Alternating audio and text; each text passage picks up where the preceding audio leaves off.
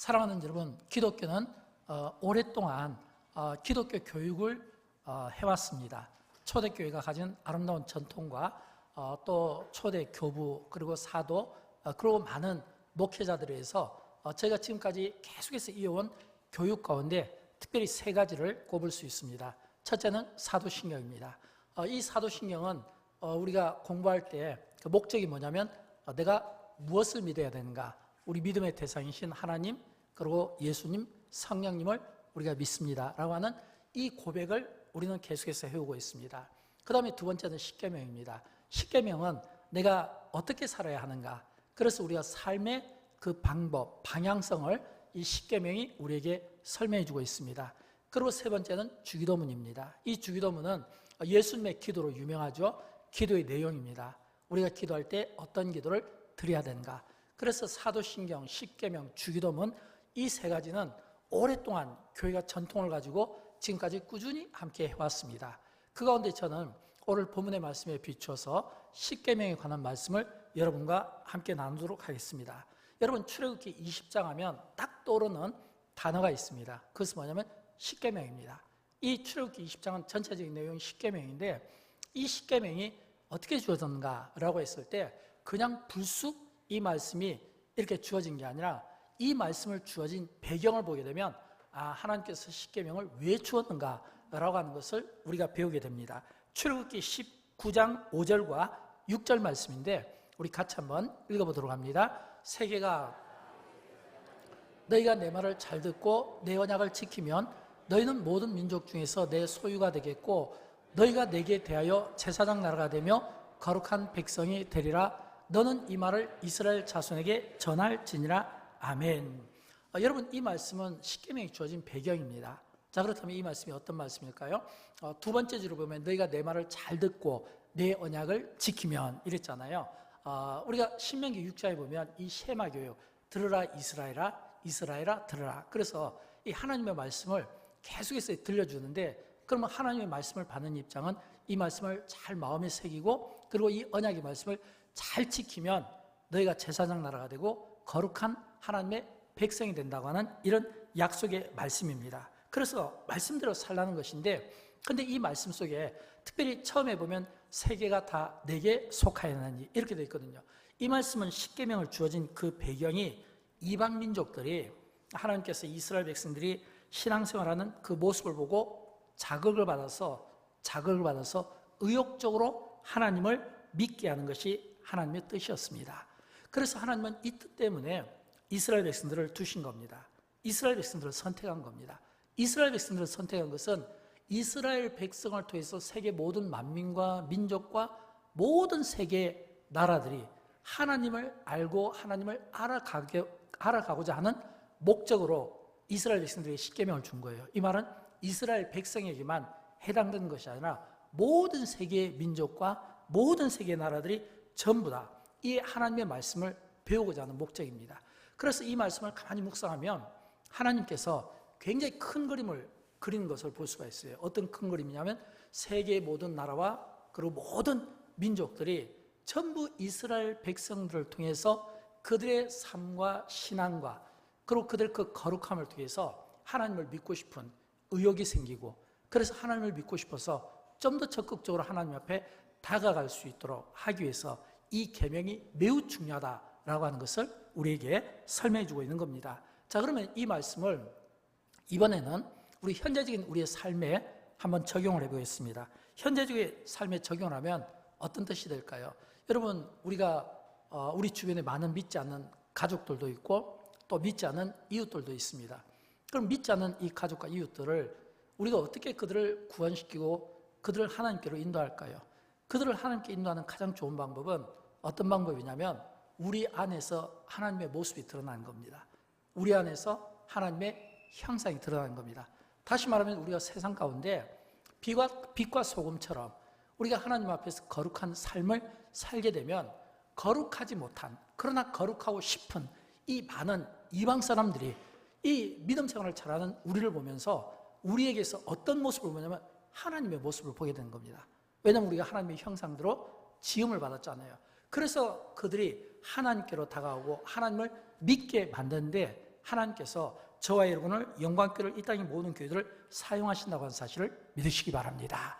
그래서 우리가 십계명을 다 이렇게 묵상하면 이 십계명에서 특별히 강조하는 사상이 있습니다. 그것은 뭐냐면 하나님과 그리고 하나님의 백성들과의 관계입니다. 하나님과 하나님의 백성들의 관계입니다. 어떤 관계일까요? 오늘 보면 2절은 그 관계를 이렇게 이야기합니다. 같이 읽어보도록 할까요? 너를 애굽 땅 종 되었던 집에서 인도하여 낸 내 하나님 여호와이니라. 아멘. 저는 이 말씀에서 두 가지를 묵상합니다. 하나는 나는 너를 애굽 땅 종 되었던 집에서 인도하여 낸 내 하나님 여호와니라. 이 말은 애굽 땅에서 종 되었던, 애굽 땅에서 노예 생활을 했던 이 이스라엘 백성들을 하나님께서 인도하여 주셔서 하나님의 구원받은 언약받은 이 하나님의 언약의 백성으로 삼아주셨다는 겁니다. 근데 이 말씀을 우리가 또 현대적인 용어로 좀 바꾸면 이런 뜻이 되죠. 왜냐하면 이 말씀은 구약시대만 지켜지는 말씀이 아니라 오늘 현대를 살아가는 우리가 지켜지는 레마의 말씀이잖아요. 레마의 말씀이라는 것은 지금 현재 이 말씀이 우리에게 선포된 거거든요. 그럼 애굽 땅에서 종되었던 집에서 이 표현을 우리가 이렇게 쓸 수 있죠. 예수 믿고 제사함 받고 예수 믿고 구원받은 하나님의 거룩한 백성들, 이렇게 바꿀 수 있잖아요. 우리는 다 예수 믿고 우리가 구원받은 하나님의 자녀들이잖아요. 구원받은 하나님의 자녀라는 것은 이제는 우리의 소유가, 우리가 이전의 삶에서 이제는 하나님의 백성으로서 우리의 삶이 완전히 변화를 받았다라고 하는 것입니다. 그래서 변화받은 우리가 해야 될 일이 있잖아요. 죄에서 구원받고 제사함에서 구원받은 하나님의 백성들이 이제 가져야 될, 지켜야 될 거룩한 책임이 있다고 하는 겁니다. 그 사실을 선포하면서 이 십계명은 시작하게 됩니다. 그래서 성경을 보면 이 십계명을 주신 두 가지 이유가 있습니다. 첫 번째는 기억하고 가르치기 위함입니다. 신명기 6장 6절과 7절 말씀인데 같이 읽어보도록 할까요? 내가 내게 명하는 이 말씀을 너는 마음에 새기고 내 자녀에게 부지런히 가르치며. 아멘. 여러분, 이 말씀은 이 신명기 6장은 딱 처음 시작할 때 들으라 이스라엘아 이렇게 시작하거든요. 이 말은 하나님의 백성들에게 계속해서 그 자녀들에게, 아버지가 아들에게, 아들이 또 그 아들에게 이 계대 신앙을 통해서 계속 이 하나님의 말씀을 마음에 새기고, 그리고 이 새겨진 이 마음에 새겨진 이 말씀을 너희 자녀들에게 부지런히 가르치라는 겁니다. 부지런히 가르치는 거예요. 여러분, 우리가 유대인들의 그 교육을 보게 되면 유대인들의 교육이 그렇잖아요. 그 교육은 계속해서 자신들이 깨달은 그 하나님의 말씀을 어린 자녀들에게 가르치는 겁니다. 우리가 이 용어를 바꾸면, 현대 용어로 바꾸면 조규교육이잖아요. 왜 어린 아이들에게, 유아들에게부터 시작해서 이 하나님의 말씀을 가르칠까요? 하나님의 말씀이 어렸을 때부터 계속해서 그 자녀들에게 가르치고 읽혀주고 들려주고, 그렇게 함으로써 이 세상 것들로부터 멀어지게 되고 세상 것들이 그 속에 들어오지 못하게 하기 위해서. 그래서 우리는 할 수만 있으면 이 어렸을 때부터 이 자녀들에게 하나님의 말씀을 많이 들려줘야 돼요. 그래서 그 아이들의 가치관이 세상 기준으로 바뀌기 전에 하나님의 말씀으로 그 가정, 그 규칙이 바뀌어질 수 있도록, 가치관이 바뀌어질 수 있도록 우리가 하나님의 말씀으로 계속해서 들려주는 이런 거룩한 노력들이 우리 안에 있어야 된다고 하는 겁니다. 그래서 이 십계명, 사도신경, 주기도문, 이 세 가지는 이 교회에서 이 신앙 교육으로 지금까지 2000년 동안 계속해서 우리가 사용해 왔고, 더 중요한 것은 특별히 세례교육 때 우리가 이 교육을 받는다라고 하는 겁니다. 우리가 주로 보면 세례교육할 때 주로 대상이 중고등부 학생들이 많잖아요. 거의 대부분 중고등부 학생들이 차지하고 있거든요. 근데 그 중고등부 학생들에게 우리가 세례교육을 할 때 꼭 빠뜨리지 않는 장로님들이 문답하는 것 중에 하나가 뭐냐면, 사도신경을 외우십니까? 십계명을 아십니까? 십계명을 외우십니까? 뜻을, 의미를 아십니까? 또 주기도문을 외우십니까? 반드시 이런 게 질문하잖아요.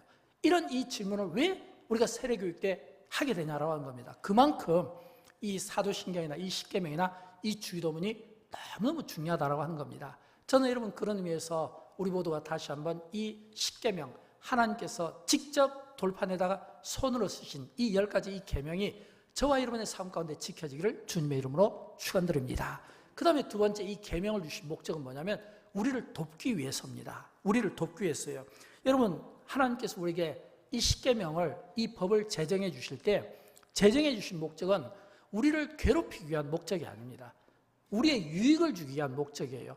우리에게 유익을 준다는 것은 예를 들어서 이 앞에 뜨거운 난로가 있다고 가정하면 이 뜨거운 난로에 아이들에게 이 뜨거운 데 손대면 안 돼, 큰일 나, 손대지 마, 이렇게 이야기하잖아요. 그러면 이 뜨거운 난로에 손대지 마, 이 이야기가 이 아이를 위한 이야기입니까? 아니면 아이를 위하지 않은 이야기입니까? 아이를 위한 이야기잖아요. 그런데 아이를 위해서 도와주기 위해서 손에 화상을 입지 않도록 하기 위해서 대지 말라고 하는 거거든요.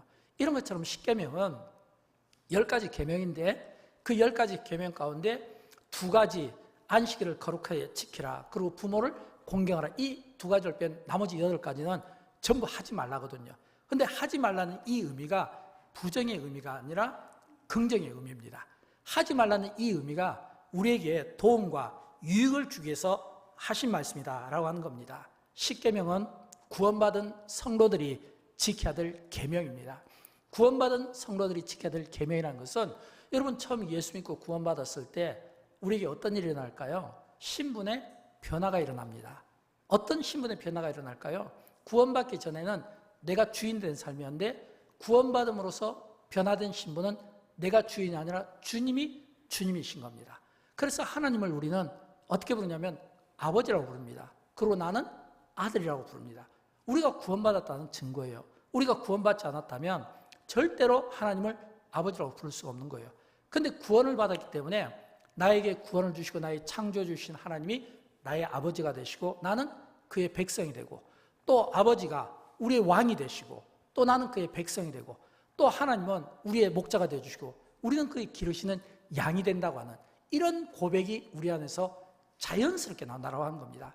여러분 우리가 이 자리에 나와서 하나님 앞에 예배할 때 우리는 이 십계명을 우리가 사도신경을 고백하면서 우리가 하나님 앞에 예배를 드리잖아요. 또 우리는 이 십계명을 우리가 믿음으로 받아들이잖아요. 하나님을 아버지라고 부르잖아요. 이게 자연스러운 것은 뭐냐면 이것이 우리가 신분의 변화를 받았다라고 하는 이 증거다라고 하는 겁니다. 저는 여러분 오늘 저와 여러분 우리 모두가 이런 신분의 변화를 통해서 하나님이 나의 아버지고 우리는 그의 자식이며 하나님이 우리의 왕이시며 우리는 그의 백성이고 하나님은 우리의 목자시고 우리는 그의 양이라고 하는 이 사실을 인식하고 오늘 그렇다면 이 신분의 변화를 받은 우리가 하나님의 자녀로서의 이 책임이 있는 거예요. 책임이. 여러분 어떤 책임이 있을까요? 이 하나님의 자녀로서의 이 책임은 보통 우리가 교회를 이야기할 때 좋은 교회를 이야기하잖아요. 또 우리가 좋은 성도를 이야기하잖아요. 또 우리가 좋은 교회, 좋은 성도 할 때는 이유가 있습니다. 그 뭐냐면 좋은 성도, 좋은 교회는 반드시 하나님에 대한 우리의 고백이 바르기 때문입니다. 어떤 고백을 들을까요? 성경에 보면 이런 말씀이 나와요. 시편 145편 1절을 보면 나오는데 이 고백이 저와 여러분의 고백이 되기를 바랍니다. 우리 같이 한번 읽어보도록 할까요? 왕이신 나의 하나님이여 내가 주를 높이고 영원히 주의 이름을 송축하리이다. 아멘. 그랬거든요. 왕이신 나의 하나님이여 내가 주를 높이고 그랬거든요. 이게 오늘 우리 성도의 구원받은 하나님을 믿고 변화받은 오늘 우리의 거룩한 고백은 이런 고백이 나와야 되는 거예요. 왕이신 나의 하나님이여. 그리고 우리는 그의 백성이잖아요. 백성된 우리는 이런 고백이 필요합니다. 베드로전서 2장 10절 말씀인데 같이 읽어보도록 합니다. 너희가 전에는 백성이 아니더니 이제는 하나님의 백성이요 전에는 긍휼을 얻지 못하였더니 이제는 긍휼을 얻은 자니라. 아멘. 너희가 전에는 백성이 아니더니 이제는 구원받은 하나님의 백성이 되었고 이제는 하나님께로부터 긍휼을 얻은 자니라. 이런 이 고백을 오늘 우리에게 받게 되는 겁니다. 저는 여러분 이런 이 고백을 통해서 이제 십계명을 열어갔으면 좋겠어요. 자, 그러면 여러분 우리가 십계명 할 때 1계명이 있잖아요. 이 1계명이 어떤 내용을 담고 있을까요? 1계명은 굉장히 간단합니다. 누구든지 다 외울 수 있도록 너는 나 위에는 다른 신들을 내게 두지 말라 이 말씀이거든요. 너는 나 위에는 다른 신들을 내게 두지 말라. 저는 오늘 이 말씀이 이 1계명이 십계명을 열어가는 열쇠가 되었으면 좋겠고 이 1계명이 이 십계명 전체를 이해하는 열쇠가 되었으면 좋겠어요. 그럼 여러분 이 말씀은 어떤 뜻이 담겨져 있을까요? 먼저 너는 할 때 이 너는 이 말은 우리 이스라엘 백성들 이 개개인을 한 사람 한 사람 두고 이야기하는 그런 의미보다는 공동체를 이야기하는 겁니다. 너는 애굽에서 종되었던 너희가 이제는 하나님의 인도하심을 받아서 광야로 나오고 광야로 그들이 나온 것은 이제 그들이 하나님께서 그들을 이제 노예 신분에서 하나님의 소유로 그리고 한 나라로 이제 세워주신 겁니다. 그래서 이 너는 할 때 이 너는 이건 이스라엘 백성 공동체를 이야기하는 거예요. 이 공동체가 어떻게 해요? 이제는 다른 신을 섬기면 안 된다라고 하는 겁니다. 이 말을 바꿔 이야기하면 나만 내가 믿음이 좋으니까 내 믿음을 막 자랑하고 싶어서 나는 다른 신을 섬기지 않습니다. 이런 의미가 아니라 우리 모두가 함께 서로 협력하고 서로 그 믿음을 나누면서 우리 모두가 증명을 하는데, 어떤 증명을 하냐면 하나님 외에는 그 어떤 신도 존재하지 않는다는 것을 저와 여러분의 삶을 통해 하나님께서 증명하기를 원하신다고 하는 겁니다. 저와 여러분 우리의 믿음을 통해서 하나님께서는 어떤 신도 존재하지 않고, 그래서 어떤 신에게도 우리는 절하지 않고 유일하신 하나님 한 분만을 섬기겠습니다 라고 하는 이런 거룩한 고백을 우리가 증명하기를 원한다라고 하는 것입니다. 여러분, 이스라엘 백성들의 존재 목적이 무엇일까요? 존재 목적은 그들의 모든 삶이, 가정이, 그들이 존재하는 목적은 전부 하나님께 예배하고 하나님께 예배로 영광을 올려드리는, 하나님은 우리의 구원자시며 우리의 왕이십니다 라고 하는 이 고백을 하나님께서 받고 싶어하고 하나님께서 십계명을 주신 목적이 그런 그 고백을 하고자 하는 의미가 그 안에 담겨져 있다는 겁니다. 그 다음에 뭐냐면 나 외에는 이렇게 돼 있잖아요. 나 외에는, 여기서 나 외에는 할 때 이 말은 히브리어로 그 뜻을 보면 내 얼굴 앞에서 이런 뜻이거든요. 너는 나 외에는, 너는 이스라엘 이 공동체는, 백성 공동체는 전부 하나님 얼굴 앞에 서 있다는 겁니다. 여러분, 이 하나님의 얼굴 앞에 서 있다는 이 이야기는 우리가 신학적인 표현으로 우리가 신전의식이라는 말을 쓰기도 합니다. 코람데오, 내가 지금 하나님 앞에 서 있다는 거예요. 지금 이 십계명을 통해서 하나님은 지금 이 이스라엘 백성들이 하나님 앞에 서 있고 하나님의 얼굴 앞에 서 있다. 이 말은 하나님의 면전에 서 있다는 것을 고, 이 의미는 어떤 의미일까요? 여러분, 서로 얼굴을 마주대한다는 것은 어떤 의미냐면 가까운 의미잖아요. 가까운 의미잖아요. 이 말은 뭐냐면 너희가 하나님을 사랑하라는 겁니다. 그리고 하나님과 나 사이에, 하나님과 우리 공동체 사이에 어떤 것도 끼어들면 안 된다고 하는 겁니다. 여러분, 사랑하는 사람끼리 그 사이에 뭔가 끼어들면 어떻게 되겠어요? 그럼 불순물이잖아요. 그건 사랑이 훼손되는 거잖아요. 많은 사람들이 하나님 앞에 서서 하나님을 신앙하고 하나님을 믿고 하나님께 영광을 올려드리면서도 불구하고 뭔가 불순물이 끼었다면 그건 뭐예요? 우리가 1계명에서 이미 실패하고 있다는 것을 우리가 볼 수 있어야 되는 겁니다. 1계명에서 이미 우리는 실패하고 있는 거예요. 우리가 이 1계명에서 실패하지 않기 위해서는 나 개인뿐 아니라 우리 가족, 또 나가서는 교회 공동체 우리 모두가 다 하나님 앞에 서 있다고 하는 것.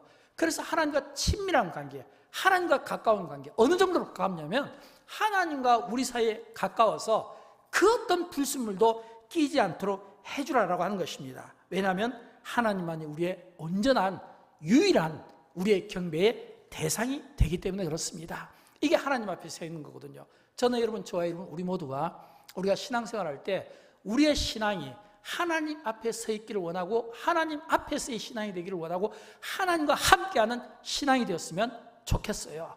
그 다음에 이 나 외에는 그 다음에 뭐냐면 다른 신들을 내게 두지 말지니라 그랬잖아요. 여러분, 여기서 다른 신은 어떤 신일까요? 제가 두 가지로 좀 짧게 설명을 드렸는데, 첫째는 여기서 다른 신은 세속주의를 이야기합니다. 다원주의를 이야기한 거예요. 여러분, 오늘 현대교회의 가장 무서운 적은 뭘까요? 이 무서운 적은 세속주의입니다. 다원주의예요. 이 말은 뭐냐면 그들은 하나님을 믿지만, 그러나 하나님을 믿지만 하나님의 그 어떤 것을 하나님과 동등한 그런 위치 또는 그 위에다 놓고 하나님을 믿는다고 그들은 지금 고백하고 있는 겁니다.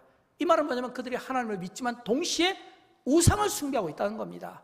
구약 성경에서 보면 이 많은 이스라엘 백성들이 바알을 숭배했습니다.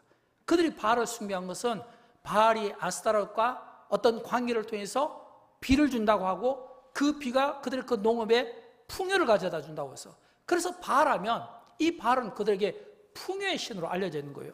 또 그런가 하면 황금 만능주의, 이건 뭐냐면 만몬신이거든요. 만몬신, 하나님을 믿으면서 내 안에 이런 풍요의 신을 같이 믿고 있고 하나님을 믿으면서 또 내 안에 이런 만몬주의, 이런 황금 만능주의, 이걸 똑같이 같이 섬기고 있는 거예요. 근데 그렇게 똑같이 섬기는 이게 뭐냐면 이게 혼합주의거든요. 이게 세속주의거든요. 이런 어떤 종교적인 어떤 다원주의가 얼마나 오늘 깊은 현대사회에 뿌리 깊게 내려있고 얼마나 우리도 모르는 사이에 우리의 영혼이 잠식당하고 우리의 어떤 거룩성이 훼손당하고 있는지 할 수 없다라고 하는 거예요. 근데 여러분, 우리가 알아야 될 것은 이런 우리의 어떤 경건성과 이런 우리의 어떤 영성이 훼손당할 때 그거로 끝나는 게 아니에요. 왜냐하면 성경은 이런 세속주의에 빠진 자들에 대해서 매우 엄숙한 경고를 주고 있기 때문입니다. 스바냐 1장 6절 말씀인데 우리 같이 읽어보도록 할까요? 여호와를 배반하고 자들과 여호와를 찾지도 아니하며 구하지도 아니한 자들 멸절하리라. 아멘. 여기 보면 여호와를 배반하고 따르지 아니한 자들, 여호와를 찾지도 아니하며 구하지도 아니한 자들, 그들을 어떻게 하냐면 멸절한다 그랬거든요. 여러분, 왜 여호와를 배반하고 따르지 않을까요? 여호와를 배반하고 따르지 않는 것은 내가 하나님을 믿어요. 근데 믿는데 풍요도 믿어요. 내가 하나님을 믿는데 황금도 믿는 거예요. 이거는 뭐냐면 두 마음을 가졌잖아요. 근데 성경은 이 두 마음을 가진 것을 좋아하지 않습니다. 그리고 이 두 마음을 가진 자들을 나누고 있는 겁니다. 오히려 여기에 대해서 진노하고 있는 겁니다. 그래서 성경을 보면 많은 이런 어떤 믿음의 사람들이 그들이 애통하는 심정으로 그 백성들을 향해서 선포했던 게 이게 두 마음이거든요. 그 대표적인 사람 가운데 하나가 요수아잖아요. 여러분, 요수아는 누굽니까? 이 요수아는 광야 1세대 모세와 함께 40년 광야 생활을 했고 또 광야 1세대면서 동시에 또 가나안 전쟁을 이끌었던 이 뭐냐면 광야 2세대를 이끌었던 지도자였잖아요. 하나님 앞에 그의 그 믿음이 얼마나 신실했습니까? 그런데도 불구하고 자신의 믿음과 관계없이 많은 백성들이 혼합주의에 빠져 있고 그들이 하나님과 우상 앞에서 갈팡질팡하는 그런 모습을 보면서 안타까운 마음으로 요수아서 24장에서 이야기했잖아요. 15절을 보면 나와 내 집은 여호와를 섬기겠노라. 나와 내 집을 여호와를 섬기겠노라. 이 이야기는 지금 요수아가 굉장히 애통하는 비통한 심정을 가지고 이야기하는 겁니다. 여러분, 나와 내 집은 여호와를 섬기겠습니다. 이 말은 뭐예요? 지금 이 이야기를 듣는 이스라엘 백성들이 그렇게 살아가지 못하고 있다는 겁니다. 우리는 엘리야를 봐도 또 알 수 있잖아요. 여러분, 엘리야가 갈멜산에서 많은 우상 숭배자들과 싸우면서 그가 했던 말을 기억하십니까? 열왕기상 18장 21절에서 이 엘리야가 얼마나 비통한 심정으로 이야기를 했는지 같이 한번 읽어보도록 할까요? 너희가 어느 때까지 둘 사이에서 머뭇머뭇하려느냐? 여호와가 만일 하나님이면 그를 따르고 바알이 만일 하나님이면 그를 따를지니라 하니 백성이 말 한마디도 대답하지 아니하는지라. 아멘. 여러분, 여기에서 지금 이 엘리야가 너희가 어느 때까지 둘 사이에서 머뭇머뭇하려느냐, 이 이야기를 할 때 제일 끝에 보면 이 엘리야 이야기에 백성들이 한마디도 대답하지 못했다는 거예요. 한마디도 대답하지 못했다는 것은 굉장히 부끄러움을 가졌다는 그런 뜻 아니겠습니까? 사랑하는 여러분, 오늘 이 세상은 많은 혼합주의 또는 어떤 다원주의 또는 세속주의, 뭔가 하나님으로부터 멀어지게 하는 그 어떤 것들로 가득 차 있습니다. 어떤 면을 보면 이 세속이라고 하는 이 홍수 속에서 우리가 살아가고 있는 겁니다. 그 세속주의라는 그 홍수의 그 소나기 속에서 살아가고 있는 겁니다. 여러분, 이런 가운데서 우리가 이 세속주의를 이기고 우리가 이 세속주의를 극복하기 위해서는 어떻게 해야 될까요? 저는 딱 하나밖에 답이 없다고 생각해요. 그건 뭐냐면 우리가 하나님의 은혜를 사모하고 우리가 하나님의 은혜를 사모하고 그 어떤 다른 것에서도 절대로 마음을 빼앗기지 않고 고개를 숙이지 않겠다고 하는 이런 거룩한 순결과 결단이 없으면 넘어질 수밖에 없다는 겁니다. 넘어질 수밖에 없는 거예요. 여러분, 우리가 어떻게 이 세속주의의 그 물결 가운데 우리가 우리 신앙을 지킬까요? 하나님의 은혜에 대한 사모함, 하나님을 사랑하는 것, 우리가 하나님을 진짜 사랑해야 되는 거예요. 왜 많은 사람들이 자꾸 탈선합니까? 방황합니까? 넘어집니까? 왜 그래요? 허전함 때문에 그래요. 외로움 때문에 그래요. 뭔가 체험받고 싶어하는 허전함, 사랑받고 싶은 어떤 외로움, 이런 것들이 자꾸 하나님으로부터 멀어지게 만드는 거예요. 그러니까 이 바꿔 이야기하면 내가 외롭다, 내가 허전하다, 내가 뭔가 좀 텅 빈 공간이 있다, 이 말은 그럴수록 우리는 더 적극적으로 우리가 하나님의 은혜에 다가가고 하나님을 사랑하고 더 적극적으로 하나님과 우리 사이에 어떤 방해하는 그 어떤 세력 앞에서도 내가 굴복당하거나 내가 고개를 숙이지 않겠다고 하는 나의 거룩과 이 순결을 내가 스스로 내가 지켜내고 공동체가 함께 지켜내가고자 하는 이런 거룩한 결의와 이 결단이 없이는 우리가 넘어질 수 있다는 것을 보여주고 있는 겁니다. 여러분, 하나님의 백성들이 구약시대에 보십시오. 그들이 죽고 사는 문제가 어디에 달렸습니까?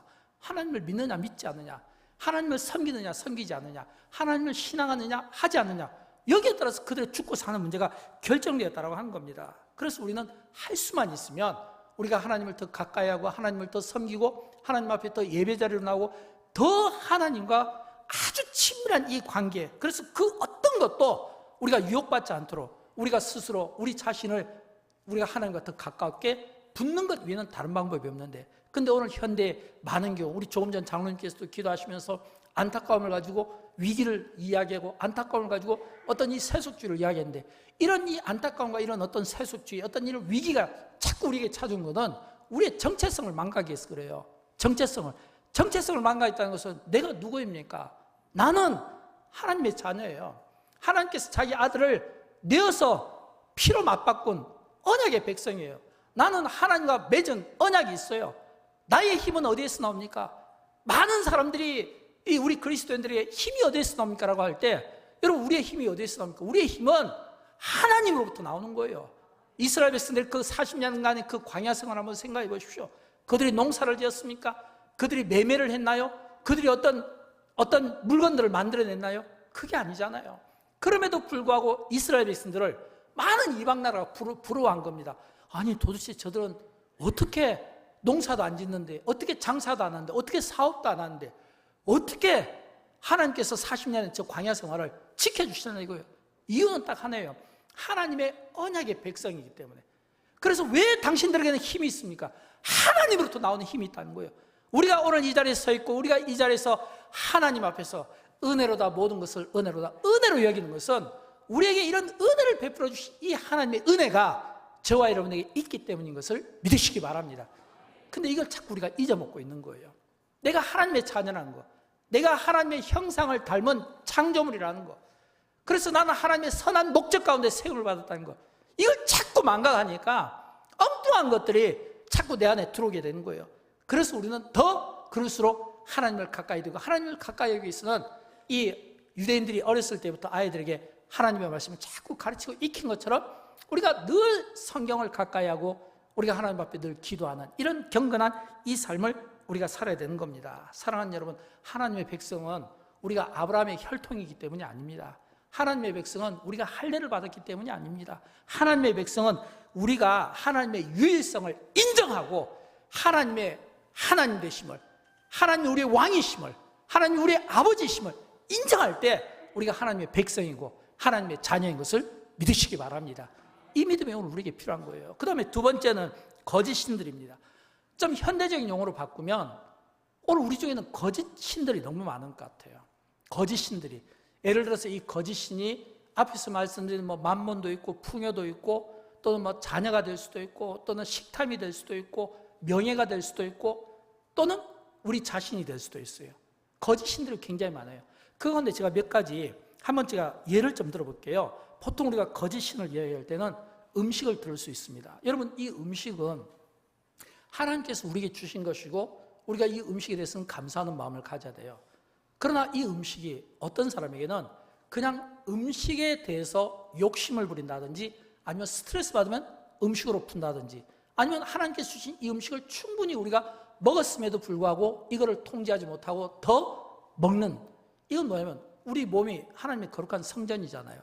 그러니까 이 음식은 하나님께 감사하는 마음으로 먹지만 그러나 이 음식이 마치 신처럼 보일 정도로 하나님보다 더 커 보일 정도로 되게 되면 그거는 음식도 가짜가 될 수 있다는 것을 우리에게 들려주고 있는 겁니다. 돈도 마찬가지예요. 돈. 여러분, 예수님께서 이런 말씀을 해주셨잖아요. 물질이 있는 곳에 내 마음이 있다. 그렇게 이야기를 하고 있잖아요. 물질이 있는 곳에 내 마음이 있다. 이 말은 어떤 의미일까요? 오늘 우리의 물질의 쓰임을 이야기하는 겁니다. 여러분, 우리가 돈을 어떻게 사용하십니까? 우리가 사용하는 이 돈의 출처를 보면 그 돈의 그 우선순위를 보면 알 수가 있어요.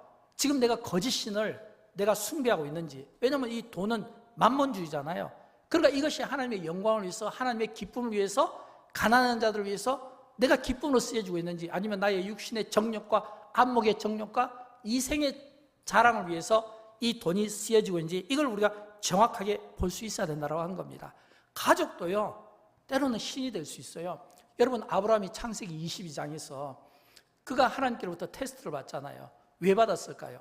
아브라함은 그가 갈대우르에서 나오면서부터 그는 믿음의 사람으로, 믿음의 조상으로 쓰임받기 위한 과정이 있었습니다. 그 여러 테스트들이 있었어요. 그 마지막 파이널 코스가 그 아들 이삭을 모리아산의 번제로 바치는 거였습니다. 모리아산으로 번제를 바치라는 것은 하나님께서 이 아브라함을 질투하거나 괴롭힐 목적이 아니에요. 아브라함의 믿음을 테스트하고 싶은 거예요.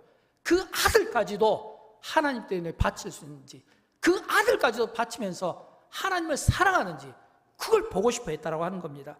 저는 그런 것처럼 하나님께서 우리에게 우리가 가장 소중하게 여기는 것들을 가지고 우리가 아브라함처럼 테스트 받을 수 있다는 것을 우리가 볼 수 있어야 되고, 그리고 우리가 사랑하는 그것이 만약 우리가 하나님의 테스트에서 실패하면 그것이 거짓 신이 될 수 있다는 겁니다. 근데 우리가 거짓 신을 이야기할 때 가장 우리가 경계하는 것이 있습니다. 그건 뭐냐면 바로 나 자신입니다.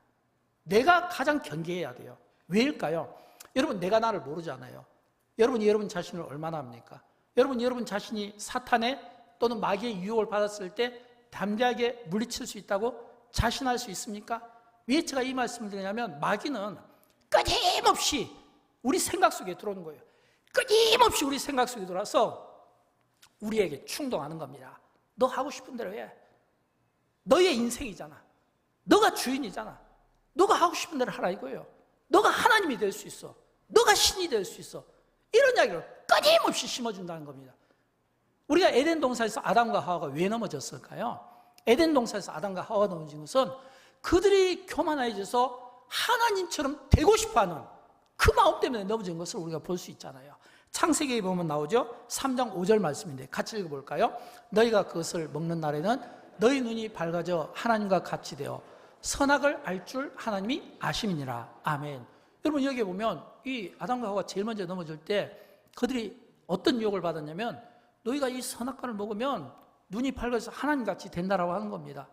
이런 마음이 오늘 우리 가운데 있다라고 하는 겁니다. 그래서 마귀는 계속해서 우리에게 속삭입니다.